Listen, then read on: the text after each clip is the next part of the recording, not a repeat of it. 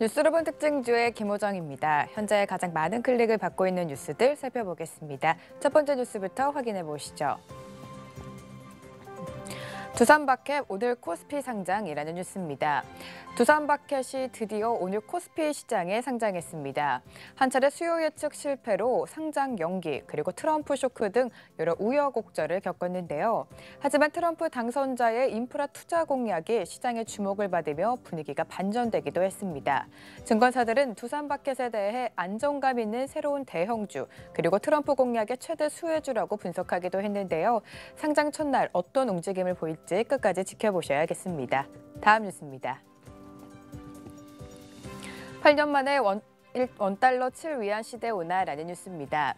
위안화 가치의 단기 급락으로 달러당 7위안 시대가 눈앞으로 다가왔습니다.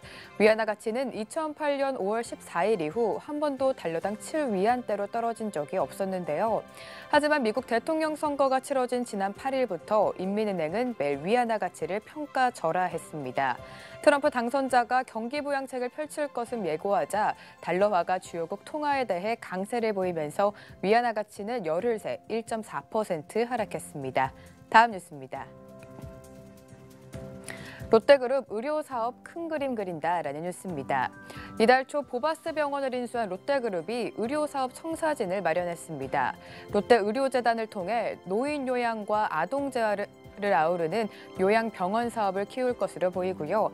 뿐만 아니라 롯데의 다른 계열사와 의료시설과 관련된 다양한 사업을 추진할 것으로 보입니다. 저출산 고령화에 맞춰 미래 성장 동력 중 하나인 헬스케어 부분을 강화하겠다는 전략입니다. 다음 뉴스입니다. 조선업 구조조정의 부산, 울산 생산 소비 휘청이라는 뉴스입니다. 구조조정 한파로 부산과 울산 등 조선업 밀집 지역의 생산 소비가 얼어붙고 있습니다. 부산의 3분기 광공업 생산은 지난해와 비교했을 때 8.9% 급감하며 약 7년 만에 가장 큰 감소폭을 기록했는데요. 특히 울산은 현대차 파업 역량까지 겹쳐지면서 지역 경기가 부진했고요. 거기다가 울산과 부산의 부동산 경기 역시 위축됐습니다. 다음 뉴스입니다. 비트코인 활성화 시동, 내년 해외 송금 합법화라는 뉴스입니다. 정부가 핀테크 산업의 핵심으로 주목받고 있는 비트코인의 기반을 갖추는 작업에 착수했습니다. 세계적으로 다양한 디지털 통화가 개발되고 거래도 빠르게 늘면서 제도화가 필요하다는 판단인데요. 이렇게 기존 화폐에 비해 거래 비용이 적은 디지털 통화가 빠르게 확산되면서 현금 없는 사회가 도래할 것으로 금융권은 내다보고 있습니다. 금융당국은 내년 1분기까지 디지털 통화의 구체적인 제도화 방안을 마련할 것이라고 밝혔습니다. 마지막 뉴스입니다. 현대차 아이오닉 자율주행차 첫 공개라는 뉴스입니다. 현대차가 아이오닉 일렉트릭을 기반으로 개발한 자율주행 콘셉트카를 미국 LA 모터쇼에서 처음으로 공개했습니다. 이 차는 레이저를 활용해 주변 사물과 차량의 위치를 정확히 감지할 수 있는데요. 현대차는 내년 1월에 열리는 미국 국제가전쇼에서 실제 자율주행을 선보일 것으로 보입니다. 지금까지 뉴스 살펴봤고요. 이어서 특징주들 살펴보도록 하겠습니다. 첫 번째로 만나보실 종목은 두산바켓입니다. 올해 IPO 시장 최대어로 꼽혔죠. 이 두산바켓이 장 초반에 급등세를 보이기도 했습니다만 이 상승폭을 반납하면서 변동성이 큰 모습을 보이고 있습니다. 현재는 0.27% 상승한 36,150원에 거래되고 있습니다. 다음은 명문제약입니다. 치매 처방 국내 1위를 달리고 있다라는 소식이 전해지면서 오늘로써 사흘째 상승세를 보이고 있습니다. 현재 15.11% 큰 폭으로 상승하면서 5,560원 터치하고 있습니다. 마지막으로 주성 엔지니어링 살펴보시죠. 이 수주가 증가해 4분기 실적 개선이 기대되고 있는데요. 이 증권사들의 긍정적인 리포트 속에 오늘 상승세를 보이고 있습니다. 현재는 2.29% 상승한 9,830원 터치하고 있습니다. 지금까지 뉴스로 본 특징주의 김호정이었습니다. 네, 시장의 뜨거운 감자로 나온 뉴스들 확인해 보고요. 투자 아이디어를 얻어보도록 하겠습니다. AR인베스트 오현진 팀장 함께하겠습니다. 안녕하세요. 네, 안녕하십니까. 두산바켓이 드디어 오늘 상장을 했습니다. 지난번까지는 분위기가 별로 좋지 않았는데 또 달라졌다라는 이야기가 있어요. 현재 주가는 보합에서 줄다리기입니다. 어떻게 보십니까? 네, 이 두산바켓이 이제 두 번째 상장 시도 이후에 금요일 상장한 두산마켓 주가 비교적 그래도 양호한 흐름을 보인다고 생각을 합니다. 공모가를 대폭 낮췄음에도 불구하고 청약 경쟁률이 0.29대 1로 굉장히 저조했다라는 것을 생각해보면 다소 의외의 결과일 수도 있는데요. 두산마켓의 분위기를 반전시킨 것은 역시 트럼프 당선자라고 할 수 있겠죠. 트럼프는 현재 미국 경기 부양을 위해서 어떤 조치도 취할 것이라는 경기 지향적인 그런 정책을 좀 제시를 하고 있습니다. 앞으로 미국의 인프라 투자 확대에도 공헌한 상황이고요. 그런데 두산마켓은 북미 시장 소형 건설기계 부분 1위 회사입니다. 미국 인프라 투자 확대의 수혜를 가장 직접적으로 받을 수 있는 기업이다라고 보고 있고요. 실제 지난 미국 대선에서 일반 공모 청약 미달로 나온 한 429만 주 정도의 실권주를 기관이 모두 사들인 것만 봐도 이 기대감을 엿볼 수 있고요. 현재 트럼프의 정책이 장기적으로는 미국 경기에 오히려 부담을 줄 것이라는 비관론도 많지만 일단 당장은 미국 경제의 부양 정책이 기대되는 상황입니다. 특히 올해 양호한 모습을 보였던 미국의 주택시장이 이번 트럼프 당선을 계기로 내년까지 양호한 모습을 보일 것으로 예상되기 때문에 두산마켓의 실적 기대감도 높아지고 있다라고 보고 있습니다. 또 공모가를 기존 4, 5만 원대에서 3만 원대까지 조정해서 상장했던 상황으로 가격 부담도 현 시점에서는 크게 낮아졌죠. PER이 3만 원 기준 13배 정도. 성장에 대한 부분을 고려하면 부담스럽지 않다고 보여지고요. 현재가 기준으로도 한 16배 정도입니다. 역시 크게 부담스럽지는 않다고 생각합니다. 현 시점에서 공모 물량에 대한 차익 실현 매물만 소화된다면 지금 주가에서도 추가 반등 가능할 것이라고 생각하고 있고요. 또 두산마켓 상장으로 두산인프라코어의 재무구조도 개선이 됩니다. 근데 금일 두산인프라코어는 기대감 소멸로 급락세를 보이고 있죠. 재무구조 개선에 대한 기대감 선반영의 영향이라고 봅니다. 두산인프라코어 같은 경우에는 추가적인 조정이 나올 수 있기 때문에 현 시점에서는 좀 주의가 필요하다 이렇게 보고 있습니다. 미국 대선에서 트럼프가 당선되면서 신재생 에너지 관련주들이 큰 폭의 하락을 기록을 했습니다. 지금 바닥권에서 다시 올라오는 움직임도 연출되고 있는데요. 앞으로 방향성은 어떻게 보십니까?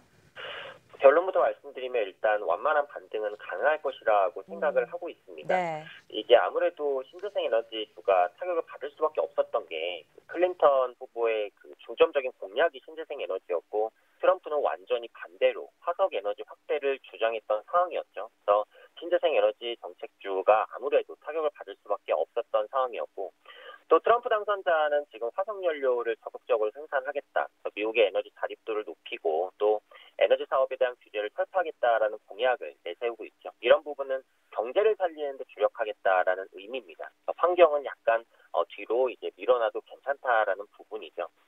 현 시점만 놓고 보면 화석연료 생산을 증가시키는 게 당장 미국 경제는 긍정적이긴 합니다. 다만 현재까지 진행되고 준비되어 왔던 신재생 에너지 정책들에 대한 부분에 있어서 공약대로 진행될지는 좀 두고 봐야 될 것 같고요. 더 나아가서 파리 기후협약 백지화를 추진하겠다라고도 밝혔죠. 역시 환경보다는 경제 부분에 초점을 맞추는 것으로 해석됩니다. 그런데 이 부분은 쉽지 않을 것으로 예상이 되거든요. 파리 기후협약은 기존의 교토의정서에 비해서 더 강한 환경 규제로서 대부분의 국가가 참여하는 정책입니다. 그 중심국 중에 하나인 미국이 파리 기후협약을 탈퇴한다면 제대로 지켜지기가 어렵고요. 각국의 비난도 상당히 감수해야 될 것으로 보입니다. 또 파리 기후협약 같은 경우 탈퇴 절차가 3가국들의 동의에 한 3년 정도 그리고 발효에 한 1년 정도 기간을 명문화하고 있기 때문에 트럼프의 임기 내 탈퇴는 사실상 불가하다고 봅니다. 또 현재 태양광 투자세액 공제와 풍력에너지 세금 감면 제도가 현재 미국의 양당 합의로 2020년까지 연장돼 있는 상황이기 때문에 이것을 되돌리기도 어려울 것으로 봅니다. 결론적으로 현재 글로벌 신재생 에너지 투자 확대는 시대적인 기류라고 생각을 합니다. 유럽 중심으로 태양광 투자가 확대되면서 원자력에 대한 의존도 줄이고 있는 상황이고요.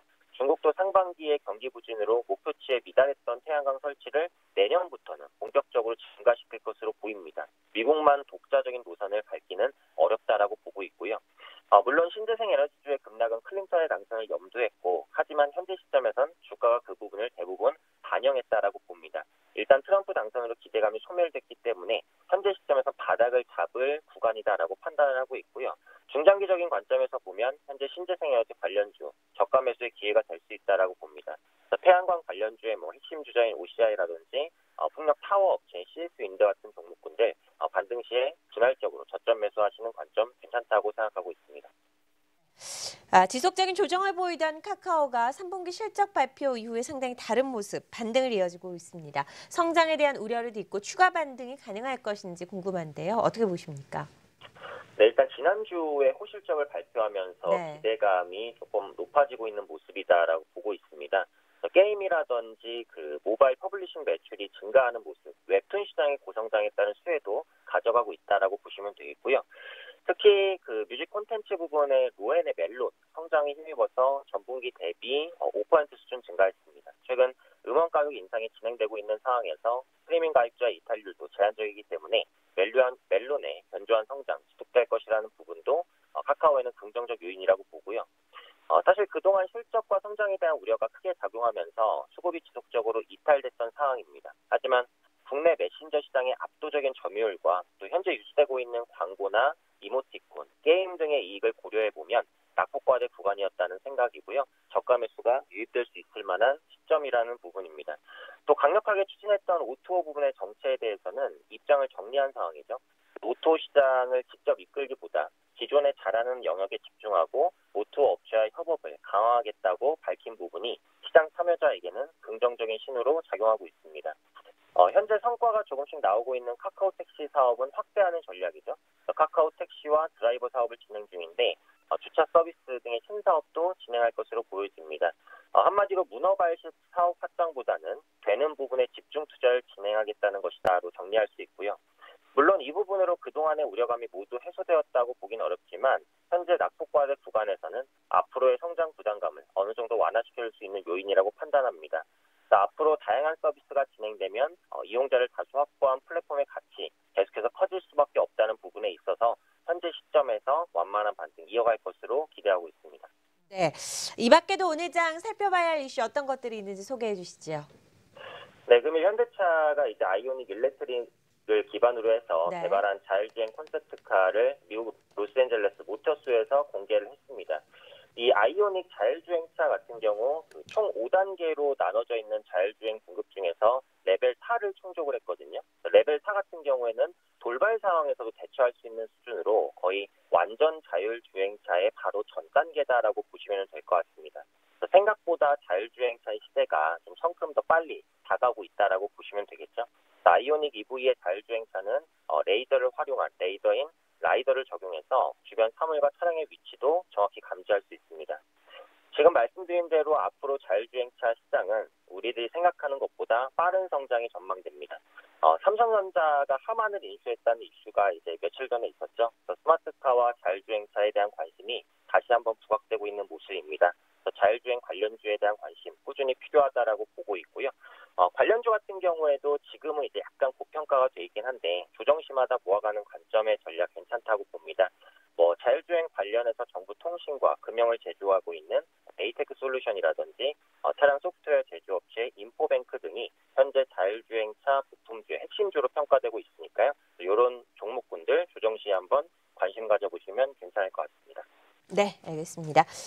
오늘 장 살펴봐야 할 이슈들 그리고 뉴스 투자 아이디어도 확인해 봤습니다. 오현진 AR인베스트 팀장이었습니다. 고맙습니다.